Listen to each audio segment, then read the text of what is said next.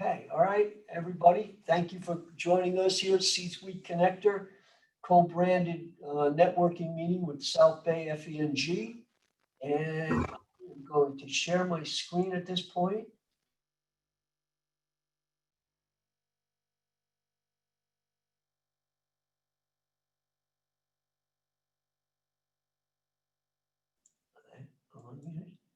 Okay, can everybody see our screen? Uh-oh, I don't hear anybody. Yes. Okay. Yes. Yes. Okay, C-Suite Connector. We got our start around 6 years ago. We've been running the South Bay FANG since 2004, and it was probably around 2013 that we started C-Suite Connector, purpose to introduce other corporate disciplines into the networking group and not just finance. And now I've got to go to the next slide. Come on. So here we co-branded with the FANG, South Bay FANG. Major contributors to C-Suite Connector is myself, Bill Gage from Gage Advisory Services, Lauren Grant, Franchise Connectors, and Matt Golden, HR Pals. And some special introductions. It was Bruce Webb who brought us Christine McKay. And Bruce, I'd like you to say a couple words, if you may. Unmute. How do I unmute? You shouldn't be muted. Bruce, unmute yourself. It's very easy to unmute yourself by hitting Sorry, the space bar. sorry. I thought I had it. I missed. I thought I got it. This is an exciting time. I'm Bruce Webb. I represent a lot of different services, some of which are cost savings, where it's a great time for this, for people who are already spending money. They would like to divert some of that money and build their business and still get the same or better level of quality in a lot of different categories, everything from bank fees to insurance fees to utilities and technology and office supplies and freight and all sorts of 40 different categories. So it's pretty exciting to be able to help people do that, and the fee comes out of the savings. Plus, I've got a unique loan product that is really incredible. Okay. All right. Thank you, Bruce. And thank you for introducing Christine McKay to us. And for everyone else in the audience, if you have a great speaker, let me or Bill Gage know, and we'll get your name up here on special introductions. And now Dan Ruckman. Dan is the chair of the San Diego FANG Group and longtime chair. Dan, you'd like to say a couple words?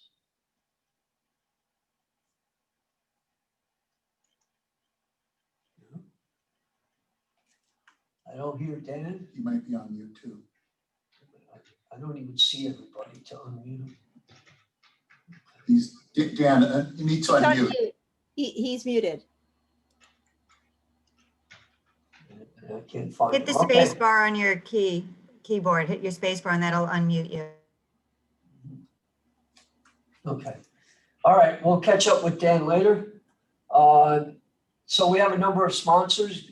Bill, would you like to say something about Gage Advisory Services?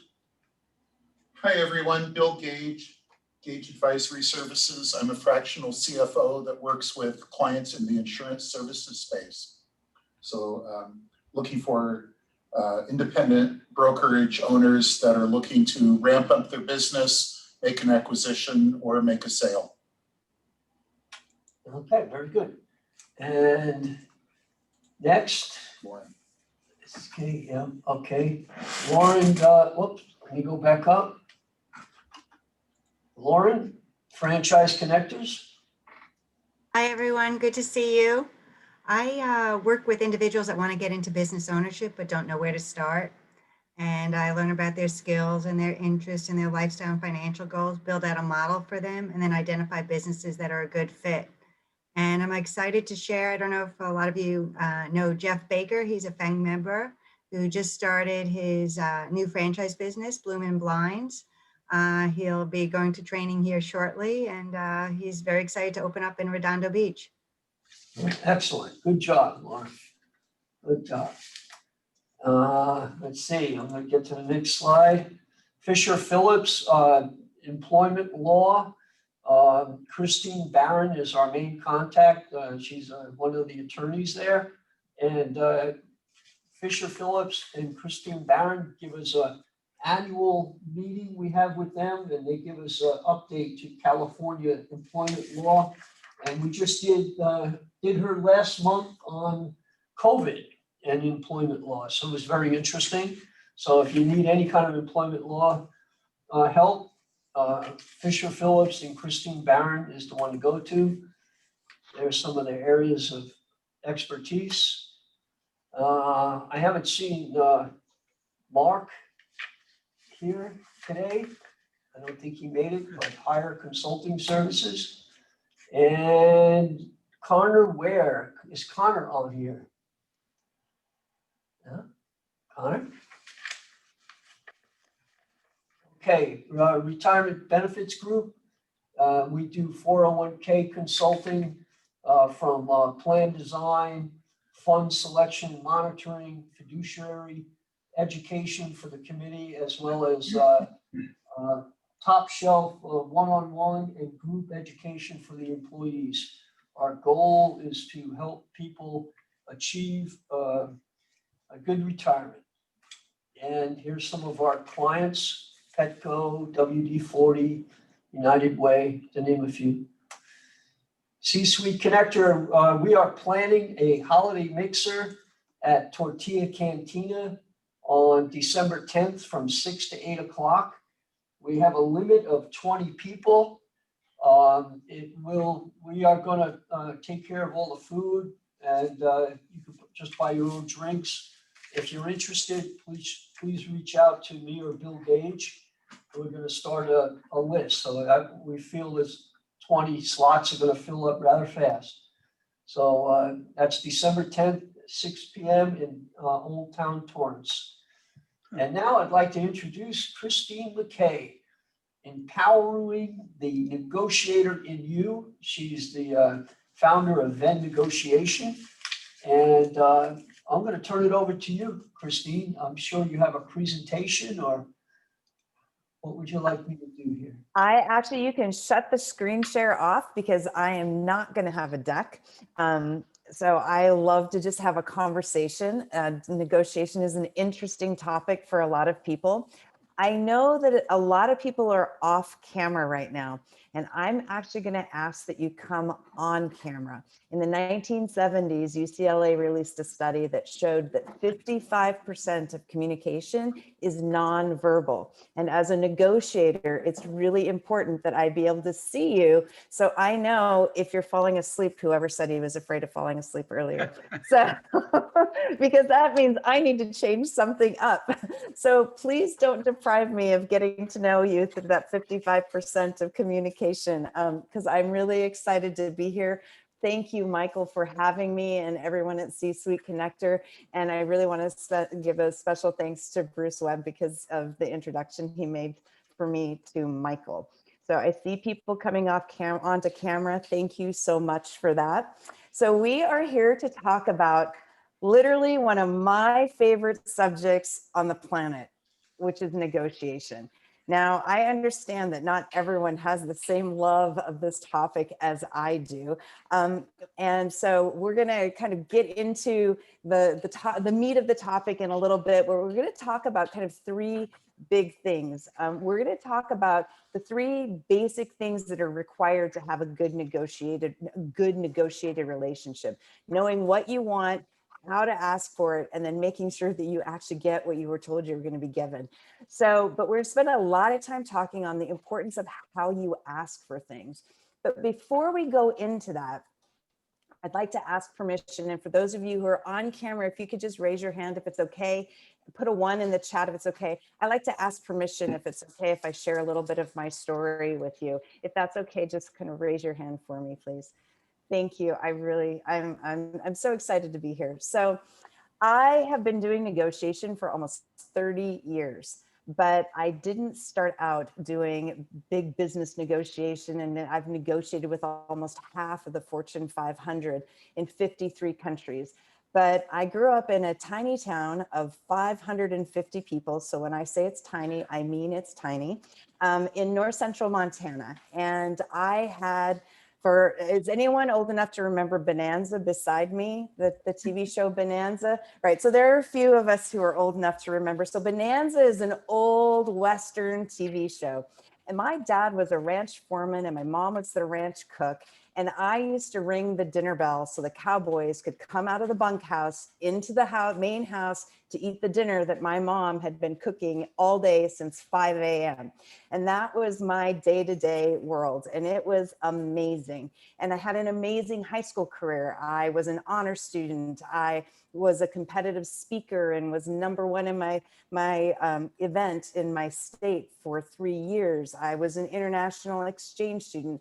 I was even a beauty queen.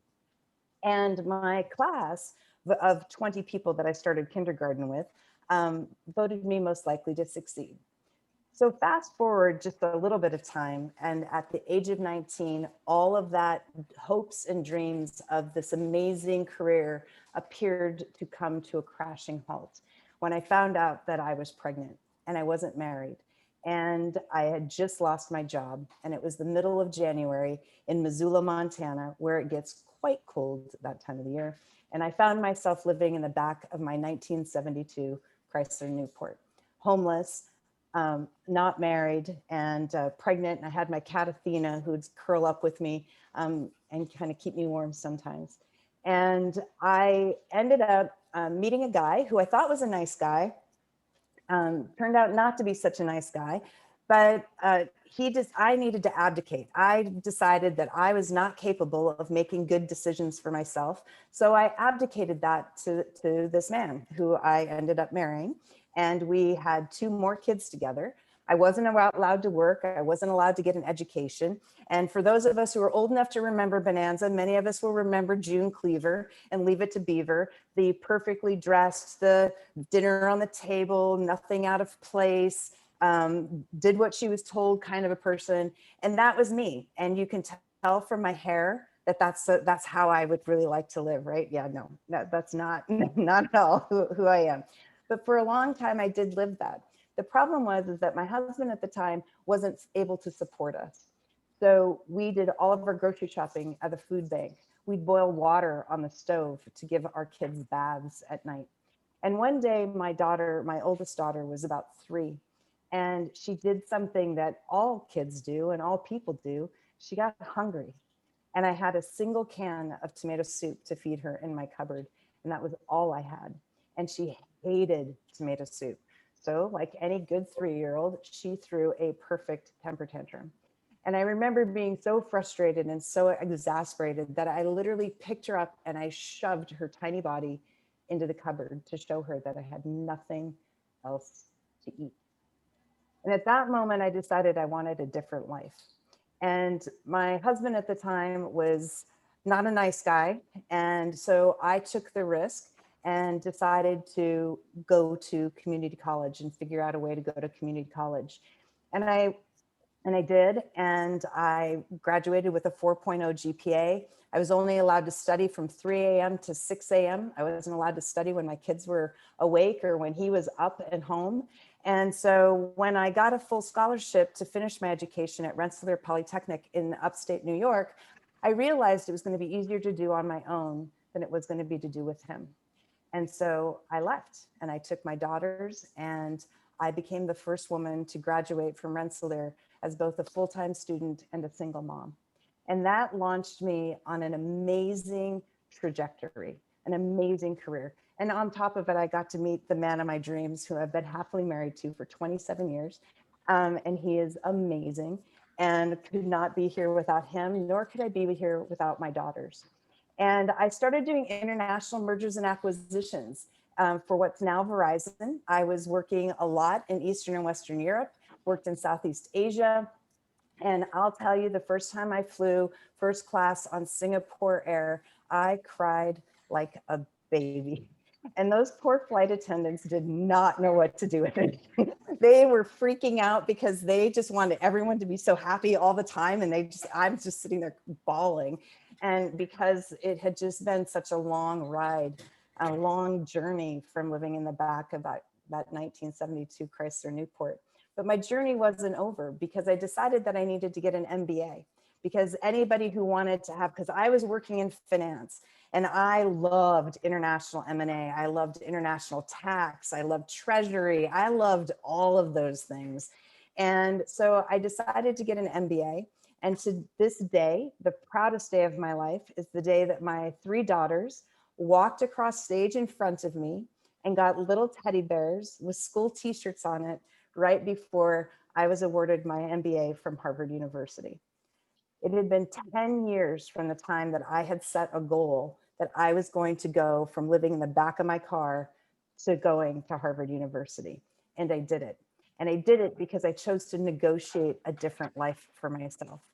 But I kind of go back to those small town roots. And while that career and my career took me to all these large corporations, I really am passionate about smaller companies and helping smaller businesses negotiate more successfully, especially in what I call David and Goliath negotiations.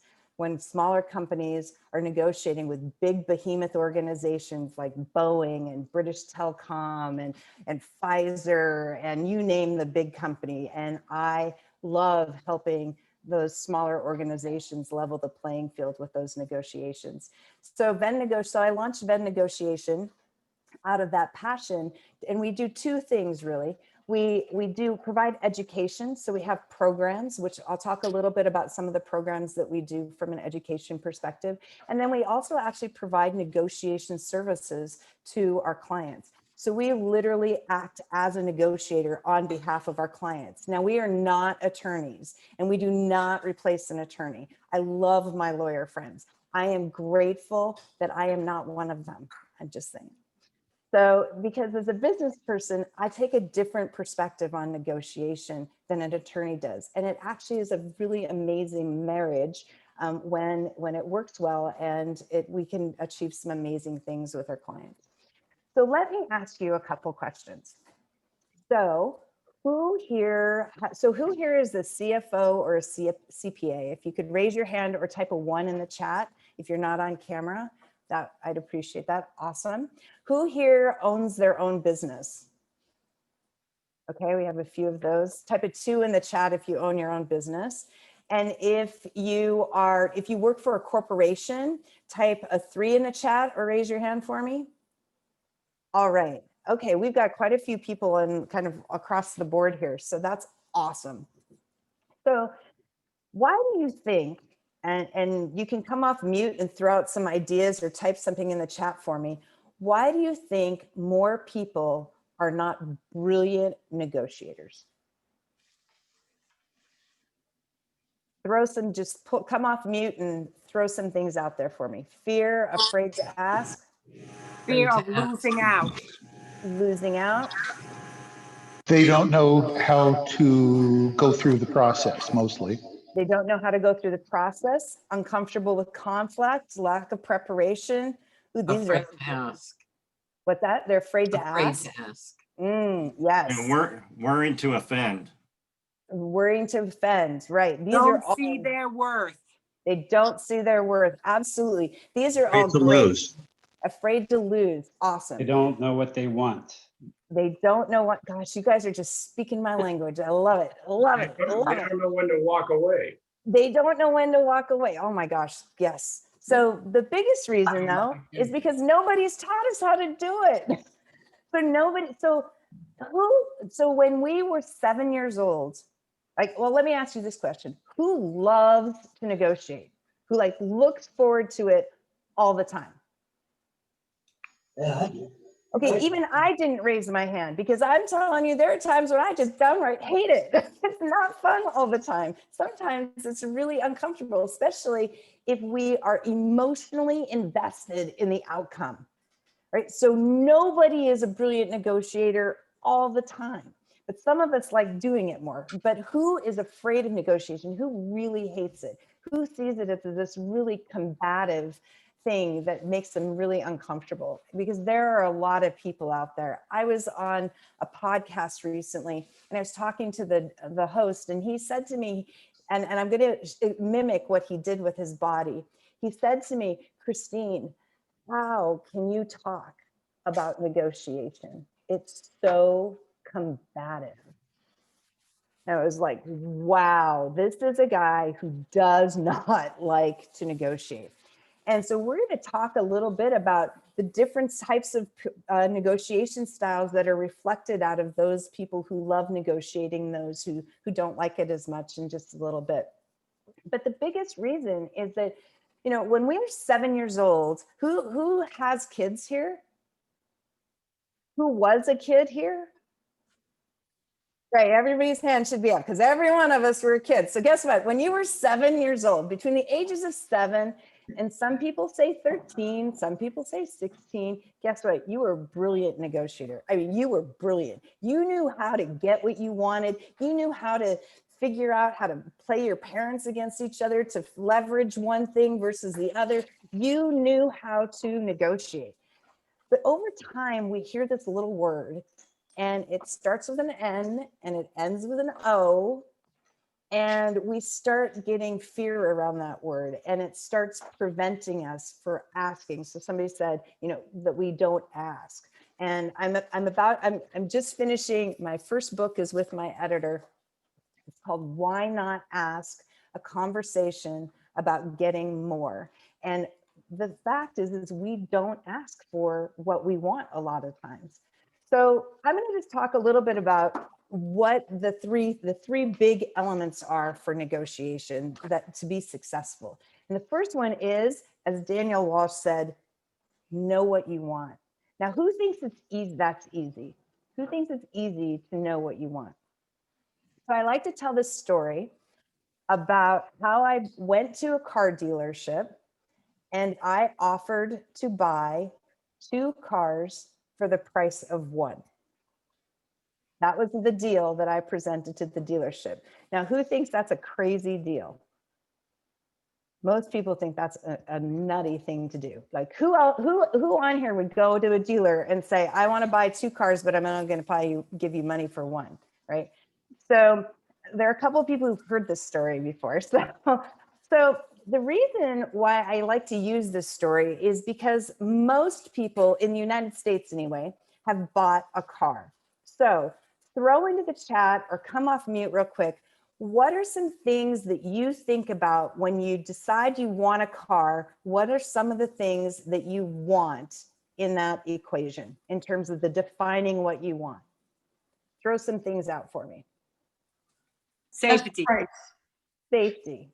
Best What's price. that? Best price. Color. Color. Value. Value. Reliability. Reliability. Out the door price. Many options. Options. Push power. Push power. Okay. Safety. I want a hot rod. Me too. Koenigsegg would be A great. good deal. A good deal. Good gas mileage. So I actually want to, I just saw, so Mary Ann Scott came the closest. Who here wants to drive off the lot with it? Who wants to wait for it? Who's looking at that, like my husband looking at that Ford Bronco that's about to start rolling off the assembly line next year, and he's drooling over it, right? Or the latest Tesla, or whatever. But one of the things that people don't think about in the want category of the car is, am I willing to wait for it, or do I need to drive off the lot with it? So my husband's car had been involved in an accident, and we argue all the time over whether he had the accident or I had the accident. So that's still up for debate. And I just didn't like my car at the time. So I didn't need to get my second car, but I wanted to see whether or not it was possible.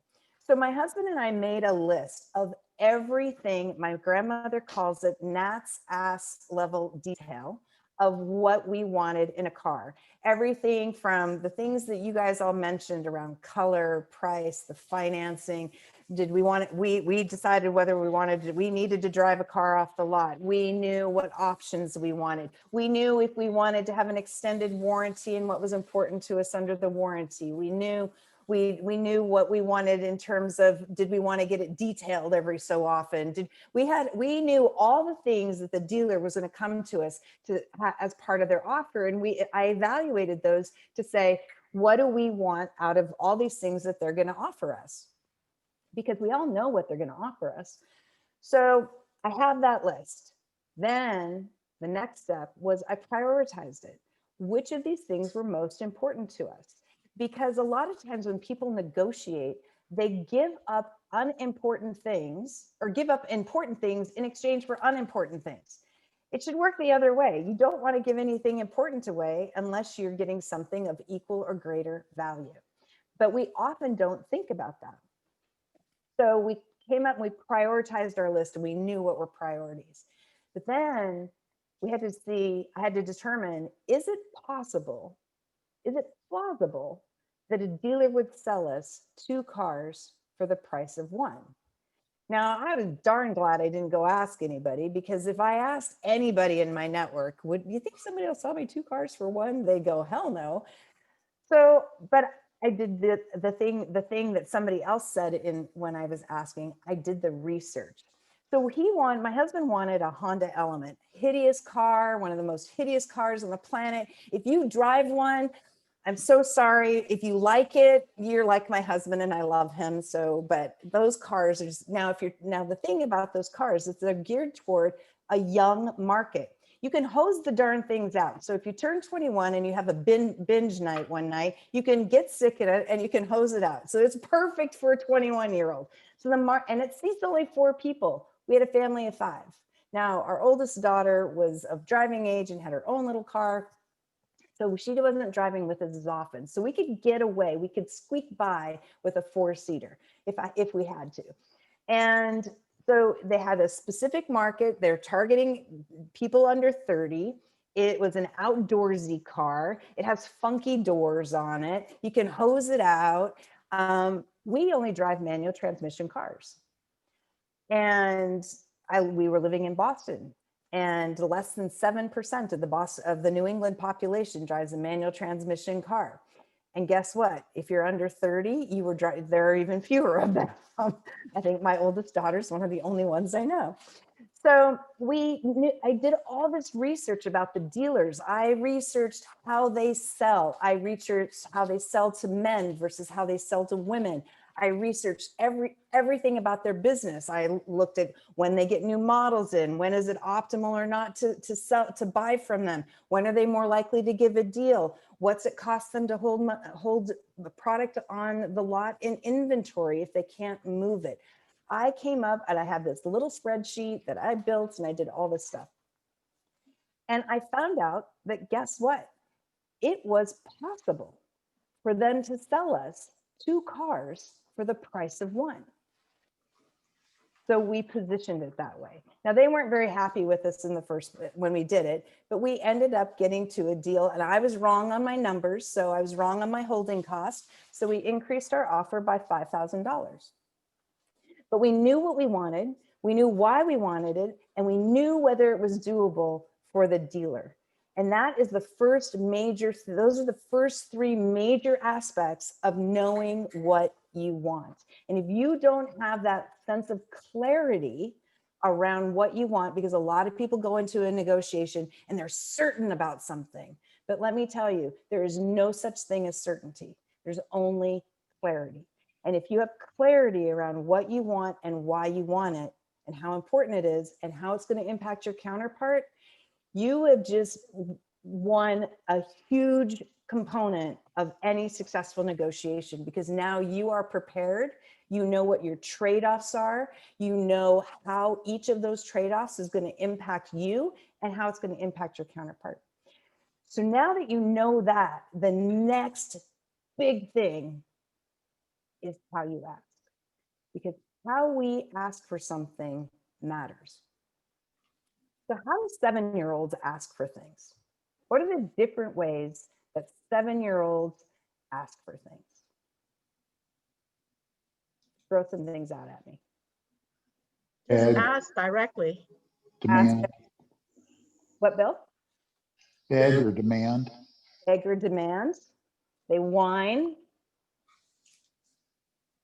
Green, loudly. Yes. They cry, throw a fit. They cry, they throw a fit, They And don't I'll give up. provide you with an ultimatum. they give you ultimatums, and sometimes they don't give up, and sometimes they'll be very manipulative, right? They'll work the back angle and, you know, get somebody else to do their dirty work for them, kind of, so to speaking. Well, guess what? We all do the same darn thing. And the thing is that the styles that we learned, the things that we started to develop when we were 7 years old, are the same things that we do now. I guarantee you that if you were somebody who threw temper tantrums when you were a kid, you might not stand up and throw things around and jump up and down and do all that. But you are still likely to be somebody throw temper tantrums when you're not getting something that you want. If you're somebody who, as a child, you were more manipulative, you are likely to have that represent itself in your negotiation as you move forward. If you are somebody who's like, I want this and this and this and this, you're likely to still be doing that and not being able to kind of see the nuances of things. You might be somebody who avoids conflict at at all costs. And these are things that are ingrained in us that we do, and we're unconscious about it. And so one of the things that I'm really passionate about is helping people get conscious about how they negotiate. Because when I was at Harvard, one of the biggest problems that I saw, and I was taught by professors who wrote Getting to Yes. Who's heard of the book Getting to Yes? So Getting to Yes is one of the ultimate books. It's probably a penultimate book, but with Chris Voss's Never Split the Difference, which I highly recommend. If you haven't read it, highly recommend that book. But the challenge with Getting to Yes, and the way that Harvard and all of the most, well, at least all the programs I'm familiar with teach negotiation, is they give you a case and they say, here's your case, go study your role, go meet your counterpart, negotiate, you come back, you throw up everybody's outcomes, and then you discuss whether the outcomes are good. The problem with that is that none of us learn how to ask in a different way. And the thing is that we break things down into communication attributes and negotiation styles. So there are two primary communication attributes. So they're very simplistic, and we kept them simple for a reason, because we want to give you a tool so that when you're meeting somebody for the first time or you're looking at somebody's LinkedIn profile, you can gauge whether or not which one somebody is. So the first one is traditional and the second one is modern. So a traditional communicator is somebody who I kind of liken them back to 1950s Americana in how they do business. They do business on a handshake. They like meetings. They like emails. They like communication, lots of communication. They like structure. They tend to be more process oriented, more formal, more title oriented. And they tend to be more methodical about how they reach decisions. Moderns are the exact opposite of that.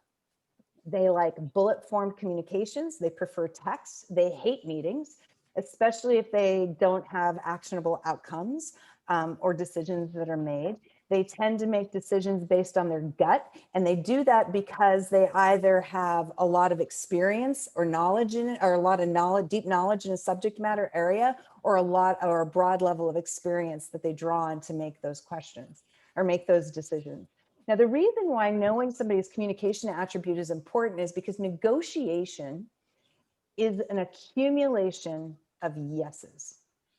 So the earlier you can start to get to a yes in a negotiation, the greater your likelihood of getting agreement on the big yeses where you have difficulty, where there's challenges and you have more of a, not necessarily conflict, but you have to have a deeper discussion.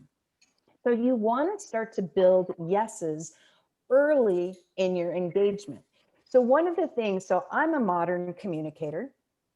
So one of the things, if somebody is wanting to come to me to seek a negotiation, they want something from me, If they send me a 5-paragraph email outlining what it is that they want, I am not likely to read it because I don't operate that way. So automatically you've gotten a no in terms of our interaction. Now, if you send me something that's 4 or 5 bullets, or if you get me, or if you set up a meeting with me and you set it up for an hour, I'm going to cringe. But if you set up a 15-minute call, I'm all about that.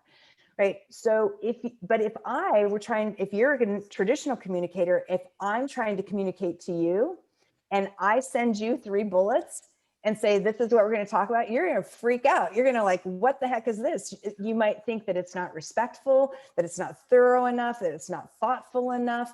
And so I will have lost the opportunity to build a yes with you at the earliest part of engagement.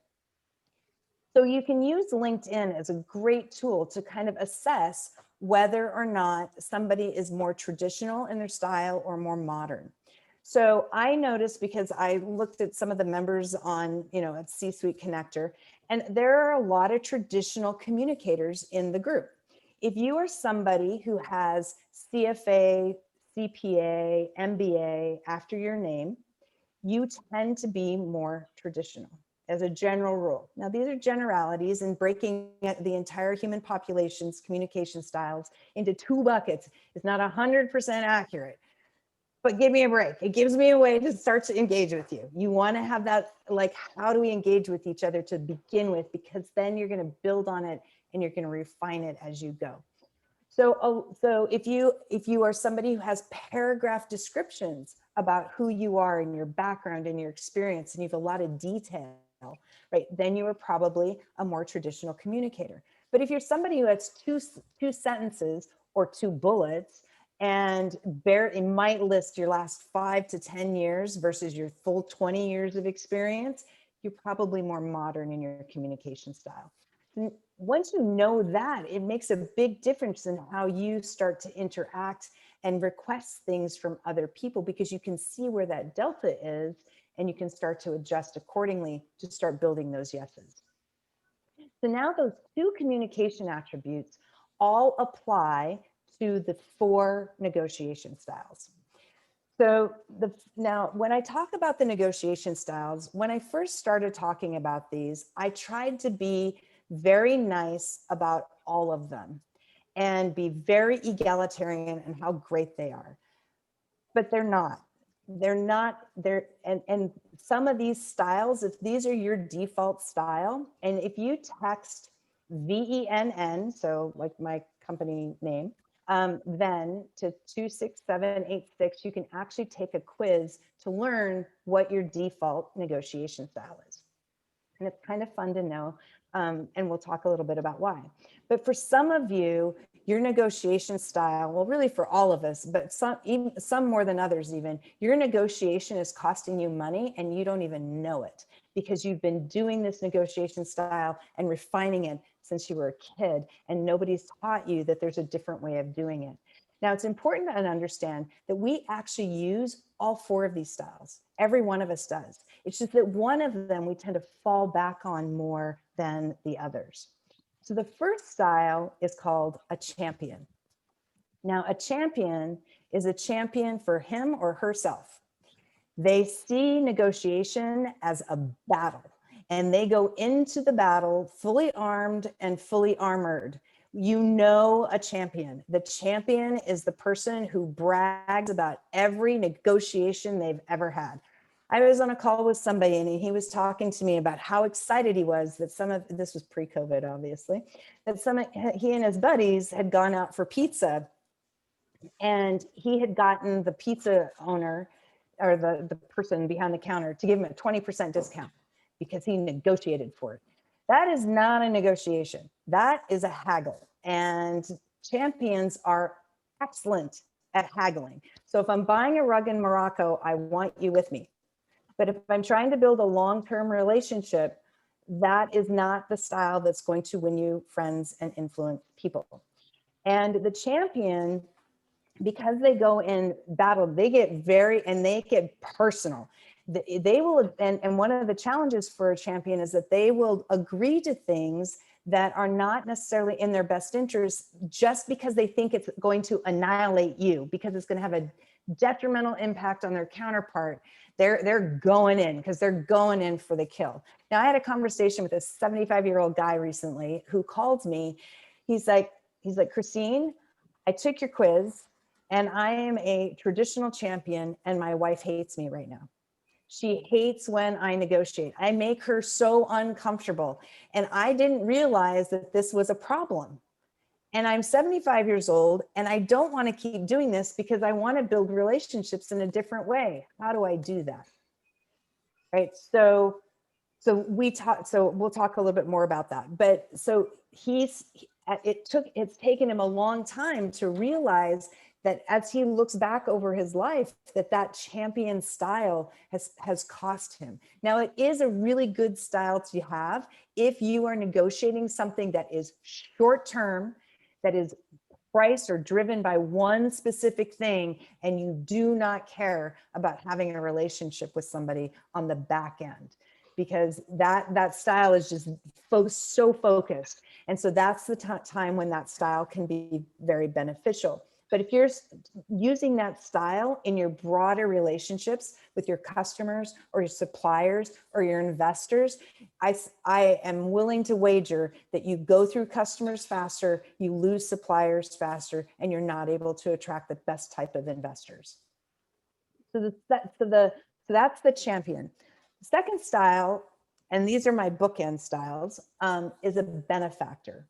Now, a benefactor is, I was on a webinar with a professor out of Copenhagen, and he was talking about these styles kind of in a different way. But the benefactor in some way is more challenging even than the champion. And the champion, that's the guy I was telling about who like closed himself off. He's encountered a lot of champions in his world.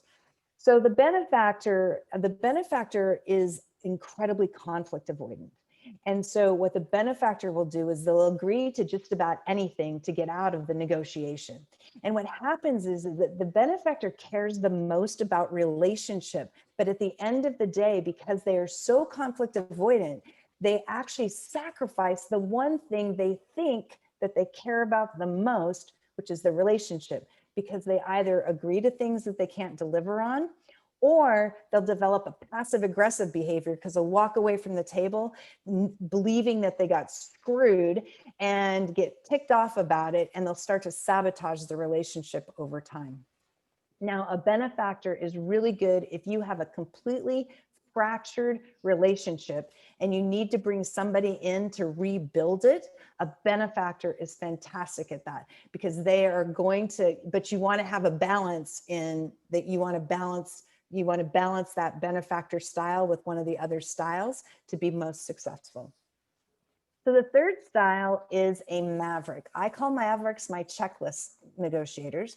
They go into a negotiation, they have a list of 10 things or however many things. They get 8 out of the 10 and they go, woo, I got an 80% on that negotiation. The thing is that what the maverick does is they go item by item. Did I get the price I wanted? Did I get the heated seats or the cooled seats? Did I get the detailing? Did I get the this? Did I get the this? And they get stuck though when one of those things when they're not getting one of those things. And they can get agitated sometimes about not getting those things. And they'll get really firm and they'll get really stuck on it, even if it's not important. And so one of the challenges that the maverick has is that because they go onto this checklist and go item 1 to item 2 to item 2, in negotiation language, we call that positional negotiation. And so what happens is that you lose the benefit of creating more value. Now, I didn't tell you that 10% of negotiators are champions, 10% are benefactors, and 55% are mavericks. So most of us on this call are mavericks. And so some of what I'm saying may resonate with you. And so one of the challenges for mavericks is learning how to read between the lines to find more value.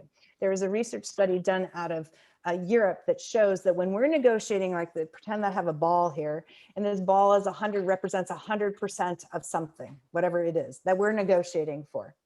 The reality is that that ball isn't 100%, it's 142%. We leave 42% of value on the table simply because we don't ask the right questions to get to an outcome. And so the fourth style is an ambassador, and an ambassador is always trying to figure out that 42%. Now, an ambassador is somebody that you want to have negotiating very complex transactions for you, because they are looking for all the pieces and the parts and how things work together and all those kind of things. But if you are in a hurry and you need something done fast, you don't want an ambassador doing that, because they will take forever to negotiate, because they're always trying to figure out what's this bigger piece of pie. Now, the thing is that, like I said, all these styles, we are all of these, and we default to at least to one of them. But every one of them, we kind of can morph. We all use them at different points in time. It's just that we're not conscious about when we're doing it. We just do it by habit, and we're not doing it with intention. And so you need to start doing it with intention, because when you start doing it with intention, then your negotiation style becomes a strategic advantage to you. And then how you ask questions matters. What are the ways that, and how each of these different styles ask questions matters. So for who here has encountered a champion? And I'm apologizing to my champions. So if you take the quiz, you'll know who your champion. I apologize to you, because I kind of pick on you guys a little bit, because champions are the negotiation style that people are afraid of. And people have become afraid of negotiation. Yet the thing is that negotiation is about one thing. It's about relationship.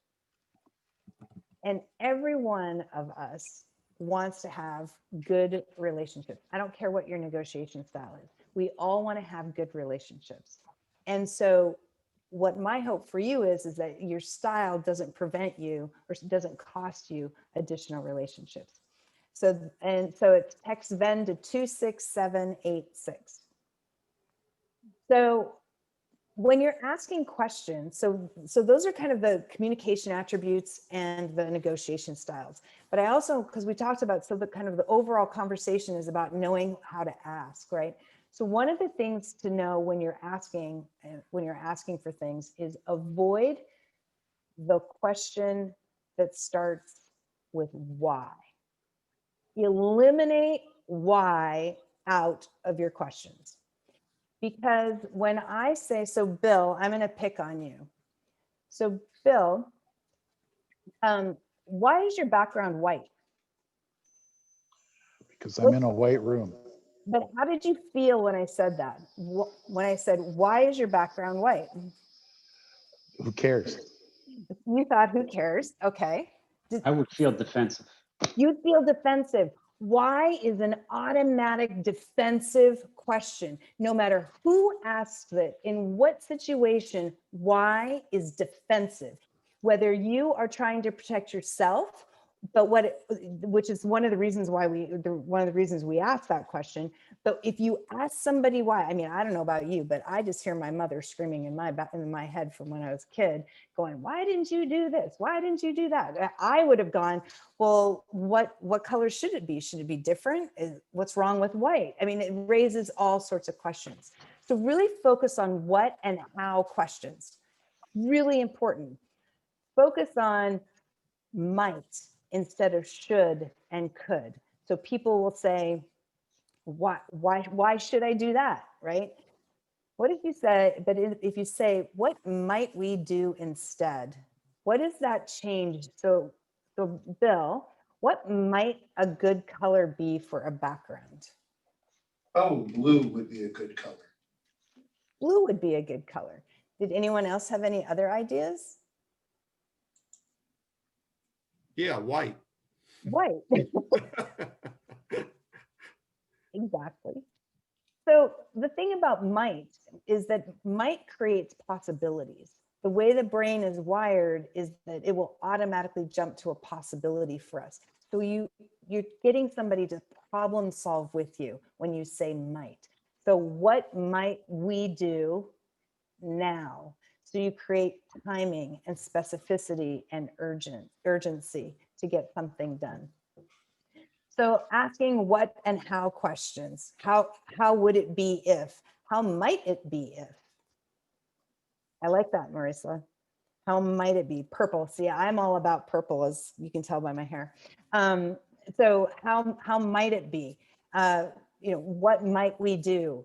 And so you create action, but then if you have a timing issue, you ask somebody to do something now. What might we do now, or what might we do today? Because people cannot act on something that is not specific. So too many times people talk in generalities. You cannot take action on something that's general. You can only take action on something that is specific. What is it about my proposal that makes you uncomfortable or concerns you? Yes, exactly. Marty and I had this long conversation the other day to help her through a client situation and help her close a deal. And part of it was what might I be doing, or might we do that addresses some of your concerns, et cetera. So those are kind of the traditional and modern communication attributes, and champions, benefactors, mavericks, and ambassadors. And then asking questions that lead to collaborative problem solving, using what and how questions, using might instead of should and could, and then putting specificity around now and today. We're getting ready to launch this new program called Venn Masters. And so when you text Venn to 26786, you're actually going to get to take your quiz, but you're also going to get a guide on the 7 keys to successful negotiation. And we're launching a new experiential program that you actually will practice negotiation, because the number one reason why people are not effective negotiators is because we don't practice it enough. We just don't, we're not put in those situations. So if you text that number, then we will keep you informed. We'll be launching that program in a couple of weeks, and we'll keep you informed on that program. So the third piece is that, so you know what you want, you know how to ask for it. And the third piece is making sure you get it. So a lot of times and we're not going to go into a lot of depth on this, because I'm almost out of time, I think. Michael, keep me honest on my time. But one of the big things is that people get engaged in business, and we sign these contracts, and then that's it. We go and we do our thing. And what happens a lot, so I do a lot of work around renegotiation. So we get a lot of situations where, and COVID highlighted a whole bunch of things, where we get into a deal, and the deal that we entered into 5 years ago, 2 years ago, hell, right now, 2 months ago, is just not working.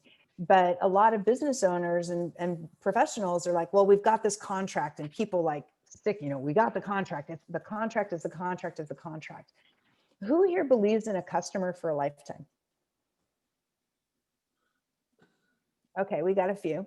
So who here, when they are selling, talks about the opportunity to renegotiate the deal? So when I ask this question, universally, 0 people have raised their hand when I ask if they have a policy of renegotiation. And I would put to you that if you do not have a policy of renegotiation, then you do not believe in a customer for a lifetime. So my husband and I have been married for 27 years, and he's amazing. But the contract that we entered into 27 years ago is not entirely the same contract that we have today, 27 years later, because my kids are grown and out of the house. We've moved geographies. Our financial position is different. We're at different places in our career. We've grown as human beings. We've grown as a couple, as individuals. And so things change. But the number of times that I've walked into corporations and into clients and seen contracts that are 10, 15, 20 years old. Heck, I just saw a contract recently that has Y2K language in it. And I was like, all right, that's a bit old. Okay. And that's part of their standard contract. And I'm like, why is that? Why? And so the thing about contracts is that there's formal and informal contracts, and contracts are risk mitigation tools. And there's 5 types of risks that contracts deal with. One of those things is legal risk. The other is cash flow, profitability, operations, and strategy. 4 of 5 are business related, yet we often abdicate business related decisions to our attorneys. Many times they don't. In corporations, it's different because you have an attorney that's dedicated to that company and that industry. But for a lot of companies, and a lot of you are fractional CFOs and CPAs who have smaller businesses as clients, your clients are abdicating business decisions to an attorney who may or may not understand their business. And so part of what we do in our programs is really help people understand what those risks are and help simplify them. Instead of somebody getting a contract and freaking out about it, we help them understand how simple it is to break those agreements down into risk, so that they're making risk-based decisions instead of abdicating those decisions. And so then once you have your contracts and stuff, and it's making sure that you are living the contract and that you are doing, whether your contract is informal and on a handshake. And I just did a podcast interview with somebody who has like a $60 million business and does not have a single contract. And if anyone's a lawyer, I freaked out when I heard that too, but he doesn't have a contract. And he does everything on a handshake. And he's been doing it for 40 years that way. And so whether your contracts are formal or informal, you need to make sure that you're checking in and making sure that each other are living up to your end of the deal. And if the deal isn't working, then create opportunities if it's not working for one of you, create opportunities to renegotiate.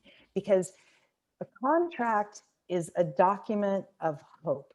Now, my attorney friends laugh when I say that. But a contract is a document of hope. It is written based on the hope that we are going to be better as businesses in a relationship together. The thing is about hope is that it's future forward, it's forward thinking, and the things that we hope for don't always pan out.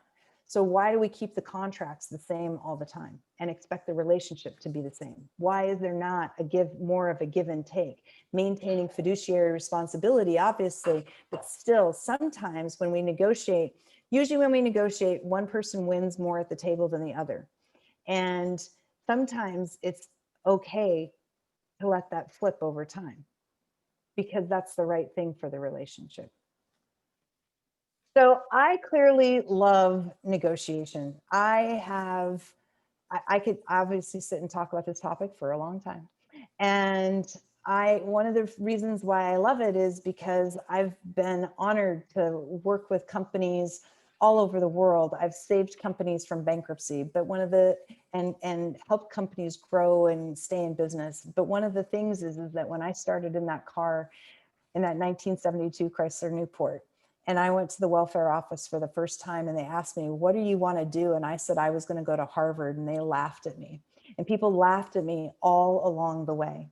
And the reality is that there were very few people who were there to help me negotiate moving from that position to going to Harvard Business School to being where I'm at today.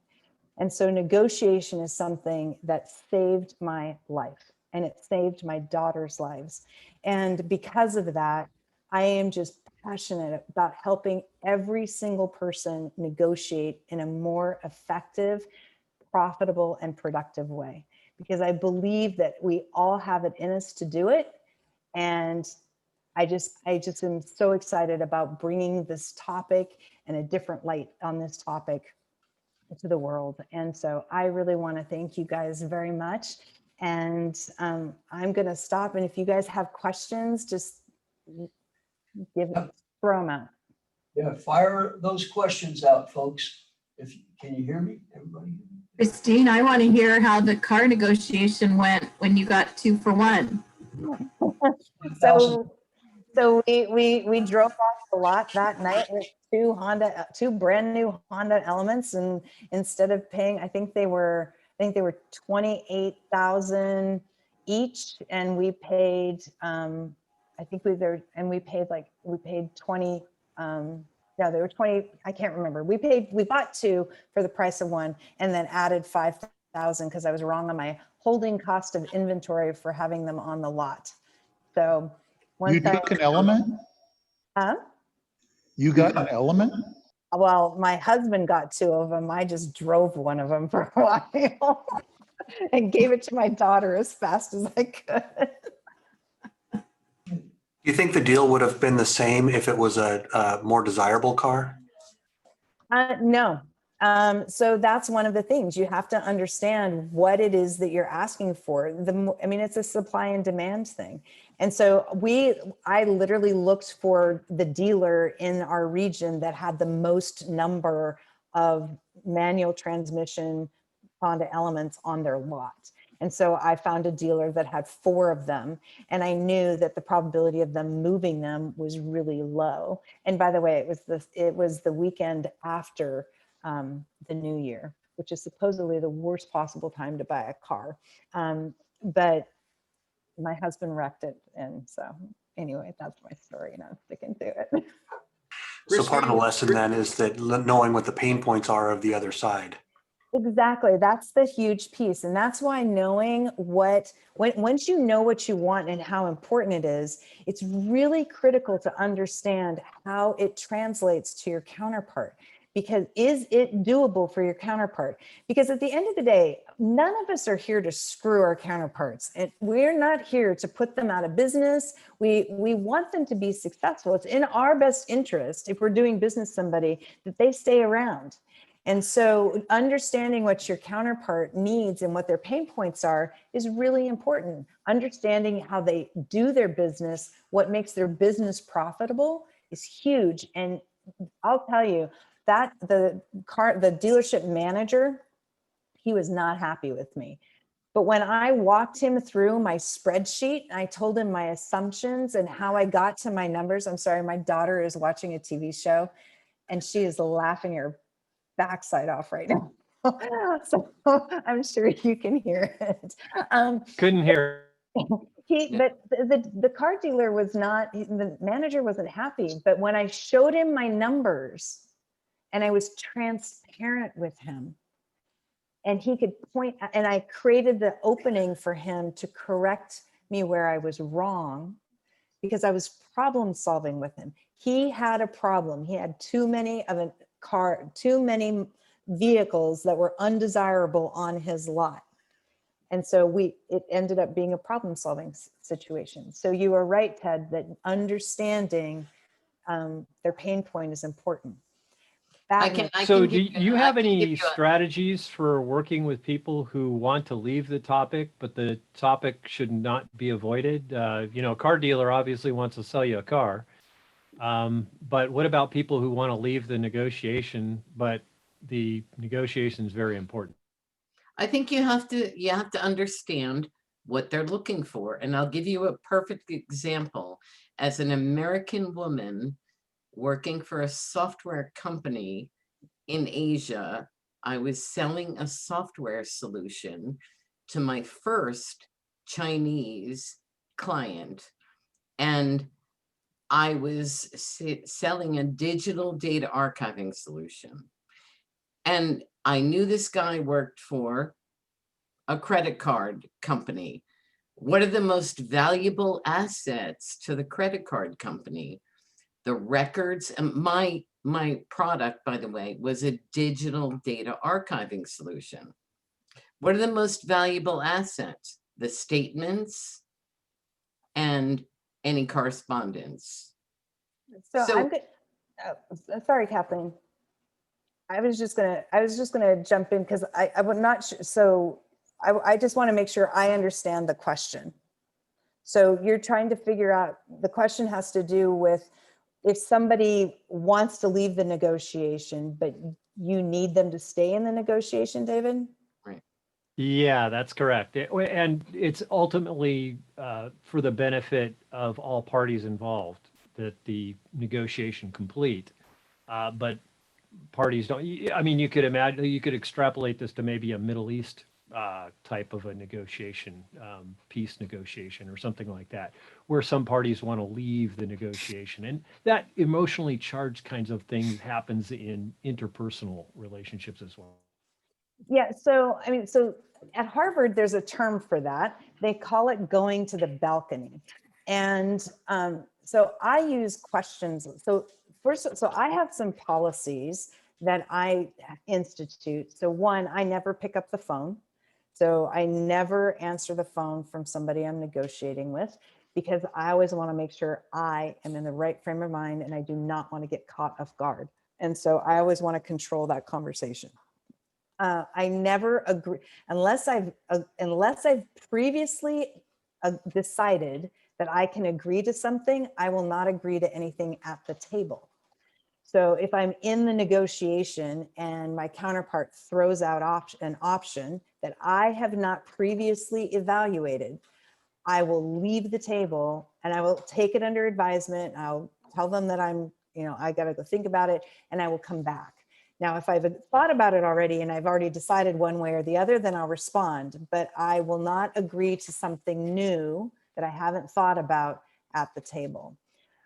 When I'm in situations where I have a counterpart that is either, flabbergasted or flummoxed or frustrated, and so there's those that are angry because the negotiation's not going their way, and they get up and they walk out in a huff. I have a saying that a boiling teapot eventually runs out of steam, and the reality is that sometimes you just need a cooling off period. And so I give them all the space that they need. And then I'll start to re-engage them using questions, like we talked about, the what and how questions, to understand what specifically can set them off. Because it's usually not the whole of the negotiation that is an issue. It's usually one element. And so using questions to figure out what that element is really valuable. Very good. Okay. Very good. I don't know if we have one more quick question. Anybody have one more quick question? Yes, Christine? Yep. Well, quick question. I've often experienced a negotiation where, and probably as you described, a maverick will come with a series of requests, and then a technique of saying, well, yes, we can do this if we do this. And the second this is something they really will not do. Can you comment on that? Yeah, so that is most likely a maverick style that does that. And so again, the big thing is asking them the questions around so you can understand what's more important, what's driving their focus on a specific thing. What happens if that doesn't take place? What happens if this happens, and this happens? So finding ways to create additional value that they might not be seeing, or if you take that one thing away. So if let's say there are 5 things, and there are 2 things that they're seriously focused on, but for you, the value is in one of the 3 things that they're not focused on, right? Then you want to try to figure out how to elevate that for you. And using questions is the best way of doing that. All right. Well, thank you very much, Christine. I really appreciate your time. Great information. And again, thanks, Bruce, for setting this up. You've been with us for, I don't know, maybe 15 years. So I really appreciate everything. I am going to shut the recording off right now. Okay. Thank you, everybody. And I'm looking at your comments. So if I can type questions, and I'm going to type my contact information in. So if anyone wants to set up a consultation with me, I'm going to put in, or a chat with me, I'm going to put in my calendar link so that you can do that if you'd like. Right. And Christine, we'll send you the list of emails of everybody who's in here. Okay. Oh, perfect. Then I'll just email folks.